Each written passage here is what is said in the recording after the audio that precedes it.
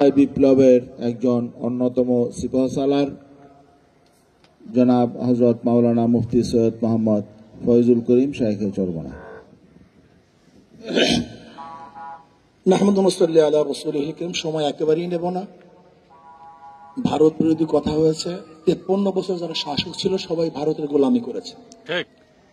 আসলে যারাই শাসক ছিল এবং যারা ক্ষমতায় যাওয়ার চিন্তা করতেছে তারাও ভারতের দালালি শুরু করেছে অলরেডি। আর বাংলাদেশের 53 বছর যারা ক্ষমতায় ছিল তারা কেউ এই জনগণের আশা এবং আকাঙ্ক্ষার পুনরাবৃত্তি ঘটাতে পারেনি। আমি আজকে গোল টেবিল বৈঠক থেকে শুধু একটা প্রস্তাব দিতে চাই যে শিক্ষার মধ্যে এমন কোনো জায়গা নাই যেখানে ধ্বংস করা হয়নি। এখন যদি বলেন যে আপনি ইসলামী শিক্ষা সেখানে দিবেন, মধুর সাথে যদি আপনি বিষ মিশ্রণ করেন সেই মধুতে কোনো কাজ হবে না। শুধু ইসলামী শিক্ষা দিলেই হবে না, বরং এই শিক্ষা যা সাজানো হয়েছে এর কোন অংশ আপনি বাদ দিবেন, কয়লার কোন অংশ আপনি কালো, যদি প্রশ্ন করেন যে তেঁতুলের কোন অংশ চুকা, মিষ্টির কোন অংশ মিষ্টি, এই প্রশ্নের জবাব এবং সমাংশ এই বিগত দিনের যে শিক্ষা কারিকুলাম সাজানো হয়েছে এর প্রত্যেকটা বই বাদ দিতে হবে, নতুন ভাবে বই সাজাতে হবে, নয়তো আন্দোলন ব্যর্থ হবে।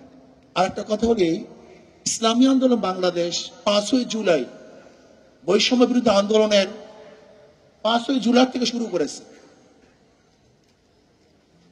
4 আগস্ট শাহবাগে আমি বলেছিলাম বিকালে যে আগামী 5 তারিখ জনগণের গণভবন জনগণ দখল করবে।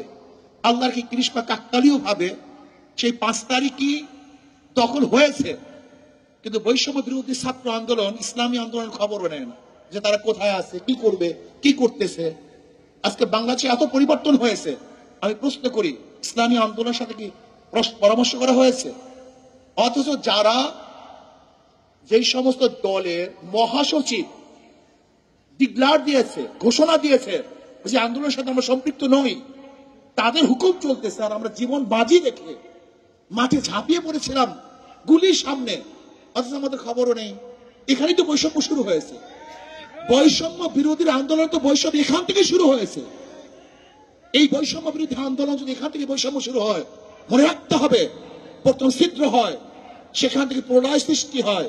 ইসলামী আন্দোলনকে যদি বৈষম্য বিরোধী আন্দোলন গুরুত্ব না দেয় তাহলে ইসলামী আন্দোলনের প্রথম তাদের বিরুদ্ধে মুখ খুলতে বাধ্য হবে। এবং রাখতে হবে ইসলামী আন্দোলন সবসময় সত্য এবং সঠিক কথা বলে আসছে, বলতে থাকবে, বলবে ইনশাআল্লাহ। আমরা জীবন বাজি রেখে ঝাঁপিয়ে পড়েছিলাম। ইসলামী আন্দোলন বাংলাদেশ দলীয় ভাবে এককভাবে বাংলাদেশের অন্য কোনো দল ব্যানার নিয়ে এবং আমাদের পর্যায়ে কোনো লিডার এই বৈষম্য বিরোধী আন্দোলনে অংশগ্রহণ করে নাই।